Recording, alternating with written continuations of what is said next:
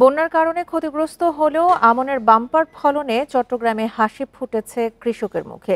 কৃষি বিভাগ জানিয়েছে, পানিতে ক্ষেত নষ্ট হওয়ায় এবছর প্রায় ৬,৫০০ হেক্টর জমিতে আমন ধান রোপণ করা যায়নি। এরপরও উফশী বীজ চাষে সফলতা পেয়েছে কৃষকেরা। এদিকে খরচ তুলতে সরকারি ধানের দাম বাড়ানোর দাবি কৃষকদের। যতদূর চোখ যায় পাকা ধানের সোনালী আভা, হেমন্তের বাতাসে ভাসছে সেই ধানের সুঘ্রাণ। মাঠ জুড়ে ব্যস্ত কৃষকের মুখে সুখের হাসি, এ যেন এক উৎসবের জনপদ। এবার মৌসুমের শুরুতে বন্যায় চট্টগ্রামের ১৬ উপজেলার সবখানেই কম বেশি ক্ষতি হয়েছে আমনের। সবচেয়ে বেশি ক্ষতির মুখে পড়েছে উত্তর চট্টগ্রামের ফটিকছড়ি, মিরসরাই, হাটাজারি এবং দক্ষিণের সাতকানিয়া ও লোহাগাড়া উপজেলা।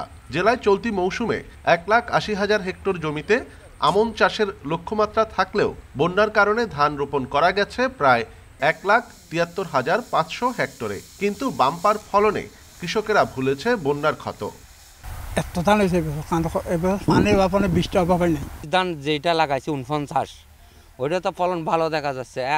একটা আছে ৫১ ধান, ৫১, ওইটাও মোটামুটি। এবছর চট্টগ্রামে আমন থেকে চাল উৎপাদনের লক্ষ্যমাত্রা নির্ধারণ করা হয়েছে ৫,১০,২৭২ মেট্রিক টন।